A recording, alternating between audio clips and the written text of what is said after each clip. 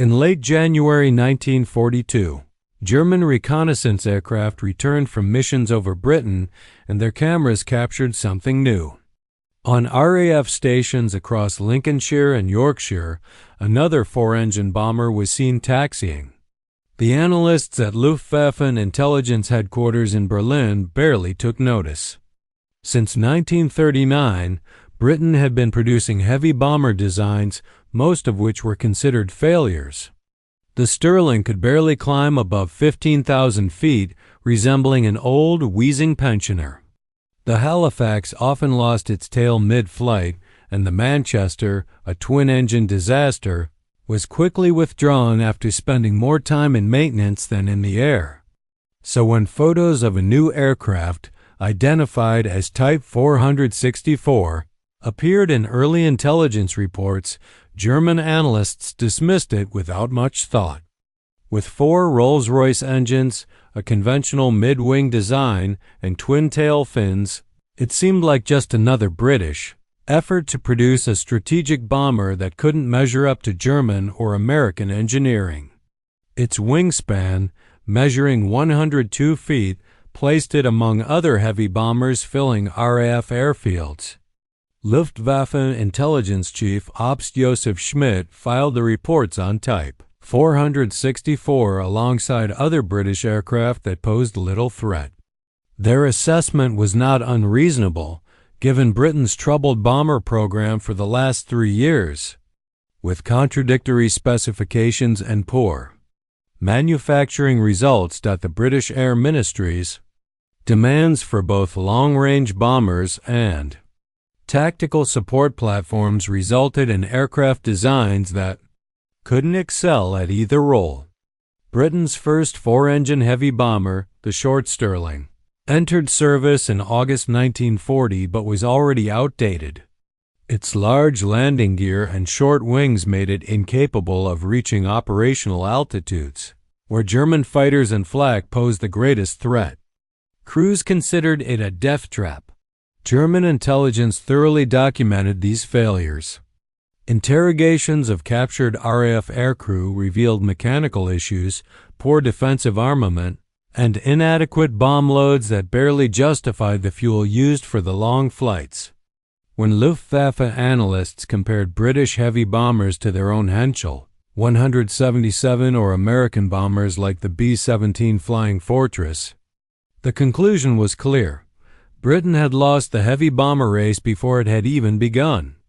The Type 464, which would eventually be called the Lancaster, arrived at RAF Waddington in December 1941 for operational trials. German observers noted the squadron code KM on reconnaissance photos throughout January and February 1942, but nothing stood out. It appeared like any other British four-engine bomber with four engines, a seven-man crew, and turrets for defense. The only difference was the twin-tail fins. Instead of the Halifax's single rudder, but that seemed like a mere design choice. Not a game-changer. What German intelligence completely missed was the revolutionary design of the Lancaster's bomb bay. Despite focusing on engine types and wingspan measurements, they overlooked a key detail that would transform strategic bombing. The Lancaster's bomb bay ran a clear 33 feet through the aircraft's center section, completely unobstructed by structural beams, fuel tanks, or supporting framework. It was a wide-open space ready to carry payloads that German engineers had assumed would be impossible. The story of this bomb bay starts with one of the biggest failures in British aviation history. In July 1936, the Air Ministry issued specification P1336, calling for a twin-engine medium bomber capable of carrying 8,000 pounds of bombs over 2,000 miles. The idea seemed logical. Fewer engines meant lower production costs, better fuel efficiency, and easier maintenance.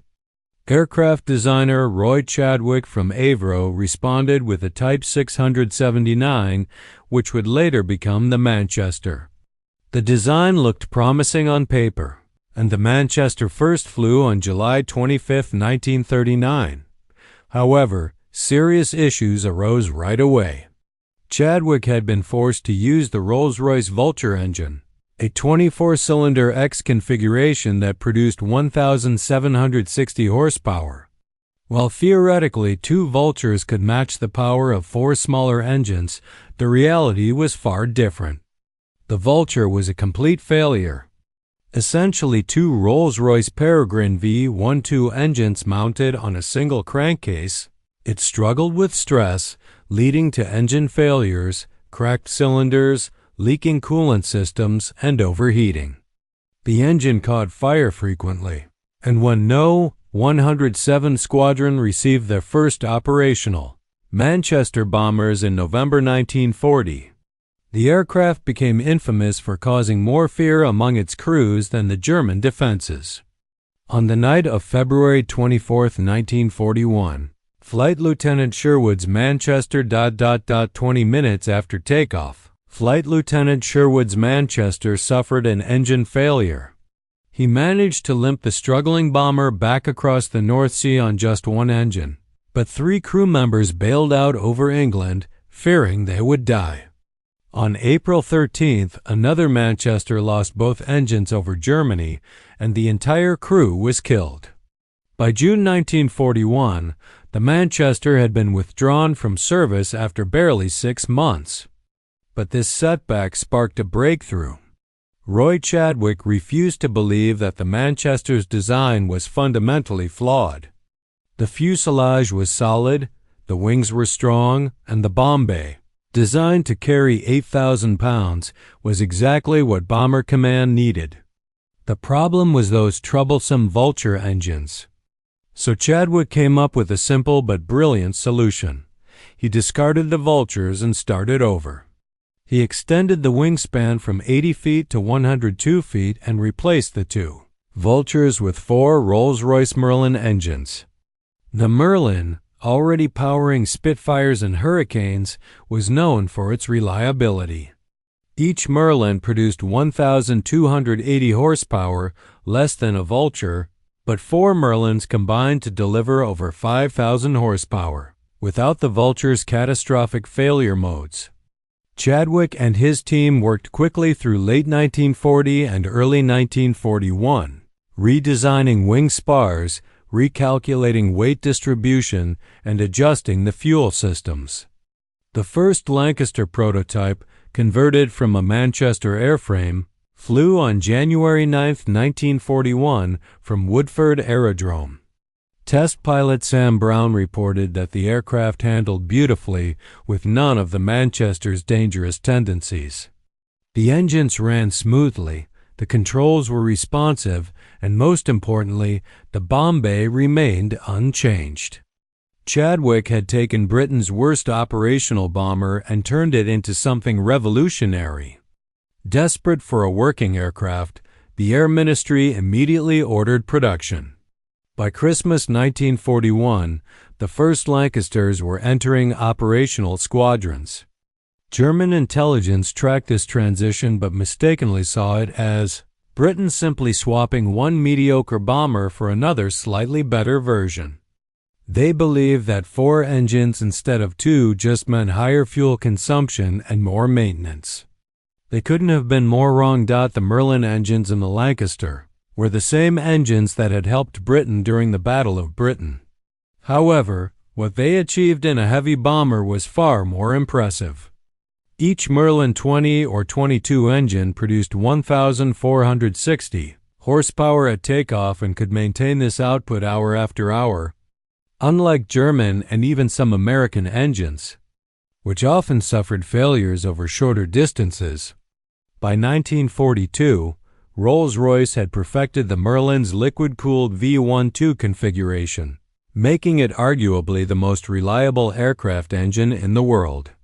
Lancasters routinely completed 7-hour missions to Berlin and back with all 4 Merlins running smoothly, while German bombers struggled with engine reliability over shorter distances. But power alone wasn't what made the Lancaster special. The true innovation came from how Chadwick's team designed the airframe around the unobstructed bomb bay. Other heavy bombers, whether German, American, or British, had bomb bays interrupted by structural supports, fuel tanks, or equipment. The American B-17's bomb bay was split into 4 sections by structural beams. The Halifax had fuel tanks in its bomb compartment. Even the Sterling, despite its size, could only carry bombs up to 2,000 pounds due to internal limitations. The Lancaster's bomb bay was different. Chadwick had designed the main wing spar to pass over the bomb compartment, not through it. This seemingly simple decision created 33 feet of completely unobstructed vertical and horizontal space. The bomb bay was 9 feet wide and extended from just behind the cockpit to near the tail. It was large enough for a person to stand and walk through it. More importantly, it could carry massive bombs. When the Lancaster entered service in early 1942, it could carry 14,000 pounds of standard bombs to Germany, more than 3 times what German intelligence thought possible for an aircraft of its size. The typical load was one 8,000-pound high-capacity bomb, plus smaller bombs or a combination of 4,000-pound cookies and incendiaries. German analysts who interrogated Lancaster crews in mid-1942 initially dismissed their claims about bomb loads, assuming they were exaggerations or misunderstandings of total squadron tonnage. The physics seemed impossible to German engineers. How could an aircraft weighing 68,000 pounds fully loaded carry 14,000 pounds of bombs? That was over 20% of the aircraft's maximum takeoff weight, while German heavy bombers typically managed only 8 to 10%. Germany's Henschel 177, its only operational 4-engine bomber, could carry a maximum of 4,400 pounds, but even that required reducing the fuel load for shorter-range missions. What German calculations missed was the Lancaster's extraordinary power-to-weight ratio and aerodynamic efficiency. The 4 Merlins, producing nearly 6,000 horsepower combined, gave the Lancaster enough thrust to carry large payloads while maintaining operational altitude. The aircraft could cruise at 20,000 feet, far exceeding German expectations. Fully loaded, the Lancaster could fly high enough to avoid the worst flak concentrations. At that altitude, its maximum speed was 287 miles per hour. Fast enough to make interception difficult for all but the most skilled night fighter pilots. The aircraft's wing design played a crucial role in this performance. With a wingspan of 102 feet, it generated enormous lift, while its relatively clean aerodynamic profile reduced drag. Chadwick paid close attention to every detail to minimize air resistance, using flush riveting where possible, carefully fairing the engines, and streamlining the turrets. The result was an aircraft capable of carrying enormous amounts of ordnance over operational distances, while handling remarkably well for a heavy bomber. By late 1943, the Lancaster had proven it could routinely carry 14,000 pounds of bombs, but engineer Barnes Wallis at Vickers Armstrong had bigger ideas. Wallis, known for designing the bouncing bombs used in the Dams raid, became obsessed with earthquake bombs, massive weapons capable of penetrating deep underground and generating shock waves that would destroy structures from below. His calculations indicated these bombs would need to weigh at least 10 tons, 22,000 pounds, to achieve the necessary destructive effect. The Air Ministry thought Wallis was crazy, as no bomber could carry such a weight. The Lancaster's maximum bomb load was 14,000 pounds, already a stretch for the aircraft. Adding another 8,000 pounds seemed impossible, as it would exceed the aircraft's structural limits, causing the wings to snap, the undercarriage to collapse on takeoff, and the engines to be underpowered. Every structural engineer dismissed Wallis's proposal as impractical. However, Wallis disagreed. After studying the Lancaster's design specs, he believed the airframe could handle more stress than its rating suggested. He proposed that, Instead of distributing multiple bombs across the bay, they hang a single bomb from the aircraft's strongest structural points. By removing unnecessary equipment, some defensive armor, and even the rear guns, Wallace believed the Lancaster could handle the additional weight. Engineers recalculated and were stunned to find that a modified Lancaster could theoretically carry 22,000 pounds, though not without risk. In May 1943, the Air Ministry approved the development of Wallace's 12,000-pound tallboy bomb. As a precursor to the even larger Grand Slam, on June 8, 1944, Squadron Leader Jacques Cyr, flying a modified Lancaster from No. 617 Squadron, dropped the first tallboy on the Somme railway tunnel in France, which was vital to German reinforcement efforts after D-Day. The bomb penetrated 70 feet of soil and rock before detonating, collapsing the tunnel so completely that it remained blocked for years after the war. German engineers were baffled by the damage, initially suspecting multiple bombs had struck simultaneously, unable to comprehend how one weapon could create such destruction. More tallboy strikes followed through late 1944, and on September 15, 1944, Lancasters carrying tallboys attacked the Tirpitz battleship in Norway. One bomb struck the ship directly, punching through its armored deck and causing a massive hole in the hull. The ship never sailed again. German naval intelligence urgently sought information about this new British weapon, but Luftwaffe analysts had no answers, as their fundamental assumptions about the Lancaster's capabilities had been wrong from the start. Then came the Grand Slam. On March 14, 1945, Squadron Leader Charles Cyr, Jacques' brother, dropped the first Grand Slam on the Bielefeld Viaduct in Germany.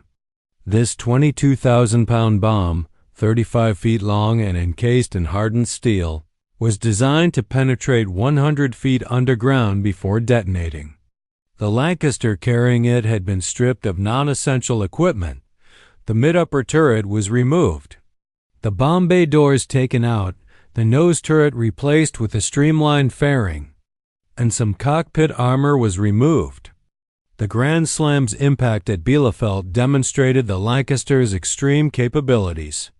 However, the Lancaster's real strategic value came from its consistent operational use. From the first operational Lancaster raid on March 3, 1942, against German mine-laying operations until April 25, 1945, when Lancasters attacked Hitler's Berchtesgaden retreat, these bombers flew 156,192 sorties. To put it in perspective, this meant that on average, 143 Lancasters were airborne over enemy territory every single night for more than 3 years. The Lancaster's total tonnage dropped was even more remarkable. The bombers delivered 608,612 tons of bombs during the war, accounting for 64% of all ordnance dropped by the Royal Air Force's Bomber Command. In comparison, the Halifax, which served longer and equipped more squadrons at times, dropped 227,610 tons, while the Sterling, which had entered service first, dropped just 15,300 tons. The Lancaster didn't just outperform its contemporaries, it made them irrelevant. The aircraft's contribution to the industrial-scale bombing campaign was overwhelming, something that German defenses struggled to counter. Take the 1,000 bomber raids, which began in May 1942. The first raid against Cologne on the night of May 30th involved 1,047 aircraft, but only 73 of them were Lancasters, as production was just ramping up. By March 1945, however, raids involving 600 to 800 aircraft had become routine, with Lancasters making up 70 to 80% of the force. The aircraft had become so dominant that operational planning assumed Lancaster availability rather than questioning it. Reliability was a key factor in this operational superiority. A Halifax crew could expect to abort about 1 mission in 10 due to mechanical failure, and Sterlings were worse. In contrast, Lancasters had a much lower abort rate, meaning more aircraft reached their targets and delivered bombs. Squadron leader Leonard Cheshire, who commanded No. 617 Squadron and later No. 5 Group, noted that Lancasters consistently maintained serviceability rates above 80%, which was extraordinary for complex four-engine bombers operating under wartime conditions, with overworked ground crews and parts shortages. While the human cost was staggering, 3,349 Lancasters were lost, and another 2,340 were damaged beyond repair or lost in accidents. The aircraft's design allowed it to absorb more damage and still bring its crew home. Of the 125,000 aircrew who served in Bomber Command, 55,573 died, a 44% fatality rate.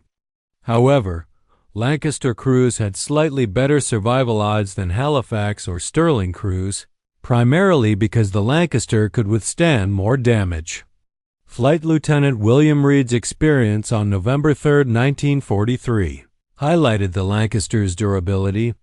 His aircraft was attacked by a Messerschmitt Bf 110 while en route to Dusseldorf, leaving him wounded, the windscreen shattered, and vital systems damaged. Despite this, Reed continued on the mission, dropped his bombs on target, and safely brought the damaged Lancaster back to crash land at Shipdam.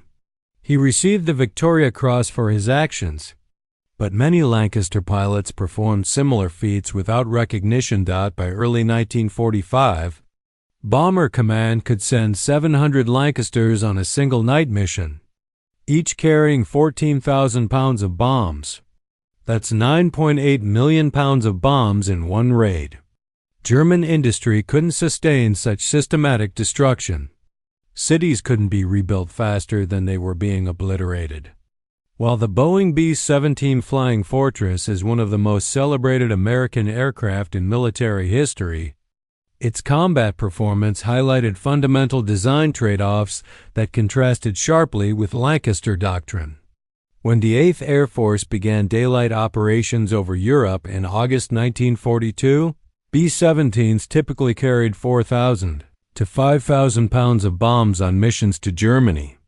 The maximum theoretical bomb load was 12,800 pounds, but that applied only to short-range missions with minimal fuel and no defensive ammunition conditions that were never present during actual combat. The disparity between the B-17 and the Lancaster was not accidental. American bombing doctrine focused on daylight precision attacks on industrial targets, while the British emphasized night area bombing of cities. To survive against German fighters during the day, B-17s were heavily armed, with up to 13.50 caliber machine guns by the time the B-17G model was introduced. This heavy defensive armament added significant weight, as did the armor protecting the gunners and critical systems. Flying in tight formations for mutual protection meant the B-17 couldn't carry external stores on its wings. Every design decision focused on survival rather than payload. The result was that the B-17G, with a maximum takeoff weight of 65,000 pounds, could only carry 4,000 to 6,000 pounds of bombs, after accounting for defensive armament, ammunition, armor, fuel, and crew equipment, roughly one-third of what a Lancaster could carry at night. The limitations of this design were glaringly evident during the August 17, 1943, raid on the ball-bearing factories at Schweinfurt and Regensburg. 230 B-17s participated, each carrying around 4,000 pounds of bombs, delivering a total of approximately 920,000 pounds of bombs. However, 60 aircraft were lost, including their crews. That same tonnage could have been delivered by 66 Lancasters in a single night raid, with typical Lancaster loss rates averaging around 4%, meaning only about 3 aircraft would be lost for the same destructive effect. The Americans recognized this disparity. Lieutenant General I.R. Aker, commanding the 8th Air Force, repeatedly requested modifications to increase the B-17's bomb capacity. However, any attempt to carry more bombs meant reducing fuel, ammunition, or defensive armament, which would result in even higher losses to German fighters. The B-17 was trapped in a tactical dilemma. It needed heavy defensive armament to survive daylight missions but couldn't carry significant payloads without sacrificing fuel and ammunition. Defensive armament to survive daylight operations. But this very armament hindered the B-17's ability to carry the bomb loads necessary to justify the high loss rates. The introduction of long-range escort fighters, such as the P-51 Mustangs, provided a partial solution. Once these fighters could accompany bombers all the way to their targets and back, starting in early 1944, B-17s no longer required as much defensive armament and could theoretically carry more bombs. Some units experimented with removing guns to add bombs, but due to the aircraft's structural limitations and established operational procedures, typical bomb loads still remained around 6,000 pounds, less than half of what Lancasters carried on equivalent missions. Allied planners adapted to these different capabilities by assigning complementary roles to the two bomber forces. The Americans would conduct precision daytime bombing attacks on factories, marshalling yards, and oil facilities, while the British would bomb larger target areas at night, using their payload advantage to overwhelm German defenses and civil defense systems. This wasn't a strategic masterpiece, but rather a practical compromise based on the limitations and strengths of each force.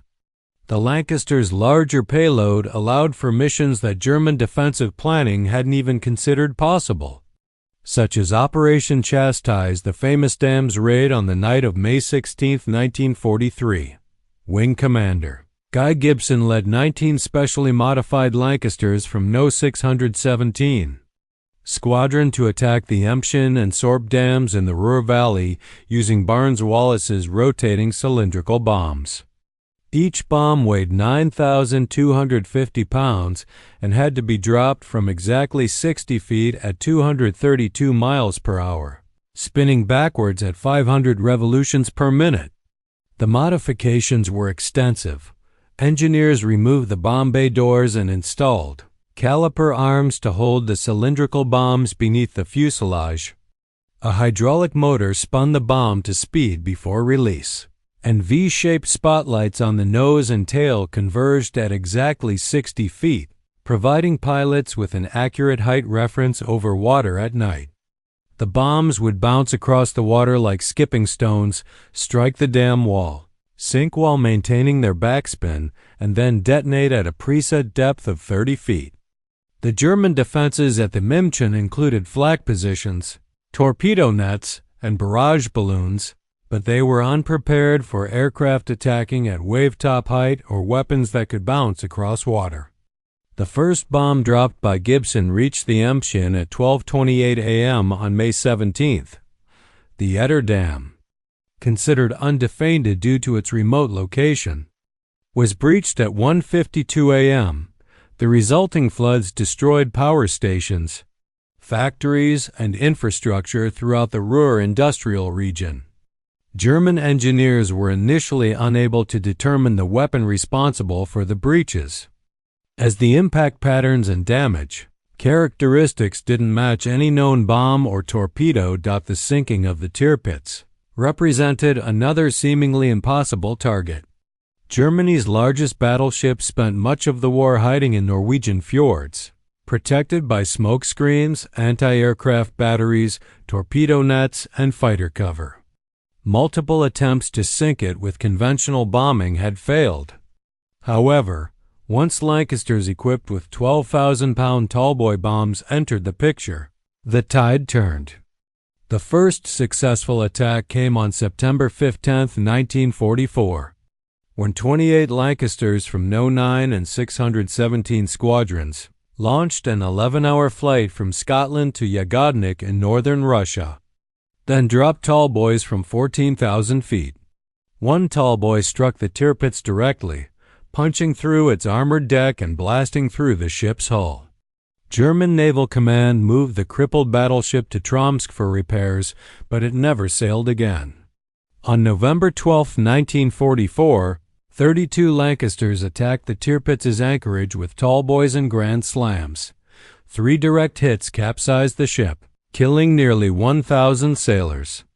A battleship that had survived torpedo attacks, commando raids, and conventional bombing was destroyed by bombs dropped from 3 miles up. The March 14, 1945 raid on the Bielefeld Viaduct showcased the precision bombing capabilities of the Lancaster, which German defensive doctrine had considered impossible at night. The viaduct's arches were heavily defended and believed to be impervious to conventional bombing.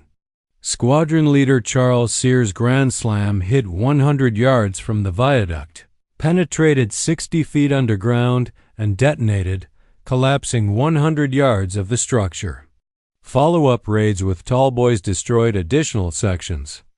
The viaduct, once thought indestructible, ceased to exist. These specialized missions succeeded because the Lancaster could carry bombs that no other operational bomber could lift, while still maintaining the range and altitude necessary to reach targets deep within occupied Europe. German defensive planning had been focused on mass raids dropping conventional bombs, but no one had prepared for individual bombers delivering earthquake bombs that didn't need to hit directly. By spring 1944, Luftwaffe night fighter ace Major Heinz Wolfgang Schinther had accumulated 74 confirmed kills. His combat reports revealed a striking pattern. Whenever he encountered a bomber stream containing Lancasters, Halifax, and Sterling bombers, he prioritized the Lancasters. Lancasters were targeted by German night fighters not because they were easier targets, but because they were the most dangerous. Contrary to other British bombers, Lancasters were harder to shoot down, more maneuverable, and their crews fought back fiercely. Major Heinz Wolfgang Schinther, one of the deadliest night fighter aces in the Luftwaffe, targeted them because German intelligence finally recognized what operational reality had been making clear for 2 years. Lancasters were delivering the tonnage that was systematically destroying Germany's industrial capacity. This represented a stark reversal from the dismissive assessments of 1942. By 1944, interrogations of captured Lancaster crews revealed that German intelligence officers were asking highly detailed questions about bomb loads, modification procedures, and operational capabilities. They needed to understand how an aircraft they'd once thought of as conventional could regularly carry payloads exceeding the theoretical maximums for aircraft much larger than the Lancaster. Some interrogators even expressed disbelief when aircrews described carrying tallboys and grand slams, assuming they were being misled. In response, Luftwaffe tactics evolved. In June 1944, Luftwaffe Night Fighter Chief Erwin Schinther issued directives to modify night fighting tactics specifically targeting Lancaster formations. German controllers were instructed to vector night fighters toward heavy Lancaster bomber streams, instead of mixed formations of Halifaxes and Sterlings. The reason was pragmatic. Shooting down 3 Halifaxes, each carrying 9,000 pounds of bombs, caused less damage than shooting down 2 Lancasters carrying 28,000 pounds of bombs. The scale of destruction meant that every Lancaster shot down had a far greater impact on Germany's industrial capacity. The challenge, however, was that despite these new tactics, German night fighters had limited success against the Lancaster. The primary night fighter aircraft, like the Messerschmitt Bf 110 and Junkers Ru 88, were designed to attack from below and behind, aiming at bomber fuel tanks and bomb bays with upward-firing cannon. This worked well against other British bombers like the Halifax and Sterling, whose fuel systems were vulnerable to these attacks. But the Lancaster, with its differently positioned fuel tanks and often single large bombs in the bomb bay, proved far more resistant to such attacks. Major Rudolf Schinov, leading his night fighter unit in August 1944, reported that the kill rate against Lancasters was 30% lower compared to other heavy bombers. The Lancaster's rear turret, equipped with 4.303 caliber Browning machine guns, was capable of tracking targets effectively and providing enough firepower to force German fighters to break off their attacks. Additionally, flight engineers in the Astrodome could spot incoming fighters from above, giving the rear gunners valuable seconds to respond. This combination of structural resilience and effective defensive fire made it costly for German pilots to bring down Lancasters. By autumn 1944, Luftwaffe night fighter losses were reaching unsustainable levels. Bomber Command's tactical improvements, including support squadrons flying Mosquitoes to hunt German fighters, enhanced electronic countermeasures, and better mission routing, meant that German interceptors were being shot down faster than replacement pilots could be trained. Schinther himself noted in his diary that by October 1944, he was encountering streams of 400 to 600 Lancasters, with as few as 30 German fighters available to intercept them. The mathematics of attrition had shifted decisively against Germany. The Luftwaffe's belated recognition of the Lancasters' superiority came too late to change the course of the war. By the time these countermeasures were developed, Germany's industrial base had already been shattered, fuel production had collapsed, and pilot training programs could no longer replace the losses. The Lancasters' combat record forced air forces worldwide to reconsider their assumptions about heavy bomber design. Before 1945, conventional wisdom held that strategic bombers needed heavy defensive armament to survive enemy fighters, even if this armament drastically reduced payload capacity. The Lancaster demonstrated that consistently high payloads delivered over years of operations mattered far more than hot, theoretical survivability in individual engagements. This wasn't immediately apparent to military planners, but the statistical evidence was overwhelming.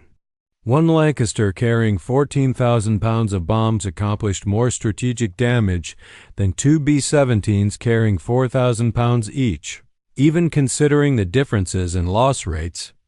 The Americans took this lesson to heart while designing the Boeing B-29 Superfortress. Although B-29 development began before the Lancaster's capabilities became clear, late war modifications increasingly prioritized payload over defensive armament. The B-29 could carry 20,000 pounds of bombs, approaching Lancaster performance, but only after engineers reduced defensive systems and relied more on altitude and speed for protection. Post-war B-29 variants stripped out even more guns. Recognizing the Lancaster's proof, tonnage on target mattered more than individual aircraft survival rates. Soviet aviation design bureaus also studied the Lancaster's performance, and its strategic impact would influence bomber designs worldwide. Captured German intelligence reports on Lancaster. Operations were studied with intense interest by the Soviet Union. Tupolev Design Bureau's Tu-4 bomber, which first flew in May 1947, clearly showed influences from Lancaster design principles. Although it superficially resembled the American B-29, Soviet designers focused on creating an enormous, unobstructed bomb bay capable of carrying everything from conventional bombs to early nuclear weapons. The Tu-4's maximum bomb load reached 22,000 pounds, matching the Lancaster's Grand Slam capability exactly. This wasn't a coincidence. Soviet planners had recognized that payload capacity was key to strategic bombing effectiveness. The British also carried forward the lessons of the Lancaster in their post-war designs, notably with the Avro Lincoln and the V-bomber force. The Lincoln was essentially a stretched, more powerful version of the Lancaster, optimized for even larger bomb bays. When Britain developed its nuclear deterrent in the 1950s, all three V-bombers, the Valiant, Victor, and Vulcan, featured large, unobstructed bomb bays as their central design element. The Vulcan could carry 21,000 pounds of conventional bombs or a single nuclear weapon. These bombers were direct conceptual descendants of the Lancaster, emphasizing bomb bay volume and payload capacity over other design considerations. Similarly, American Cold War strategic bomber development followed a parallel trajectory. The Convair B-36, designed in the mid-1940s, could carry an enormous 72,000 pounds of bombs. This absurdly high figure only made sense in a world where the Lancaster had shown that massive payloads were operationally viable. The Boeing B-52, which entered service in 1955 and is still in operation today, was designed around a payload capacity of 70,000 pounds. Both the B-36 and B-52 sacrificed defensive armament, instead relying on altitude and electronic countermeasures for protection. Their designs were organized around delivering maximum tonnage to targets. This doctrinal shift was equally profound. Prior to the Lancaster, strategic bombing theory emphasized precision attacks on specific targets, using bombers that could fight through enemy defenses. After the Lancaster, the focus shifted to overwhelming enemy defenses through sheer tonnage, targeting industrial regions rather than individual factories. Bombers were designed primarily as payload delivery systems. Rather than flying fortresses, this doctrinal shift wasn't morally comfortable, as it laid the foundation for concepts like mutually assured destruction. However, it reflected what combat experience had proven. Winning strategic bombing campaigns required delivering more ordnance than the enemy could absorb, rather than ensuring individual aircraft could survive and fight their way through enemy defenses. The Lancaster's influence extended beyond the design of specific aircraft, reshaping how military planners calculated strategic bombing effectiveness. Payload-to-range ratios became the primary metric for evaluating heavy bombers, with defensive armament taking a back seat. The Lancaster hadn't just been an excellent bomber, it had redefined what excellence meant in strategic bombing.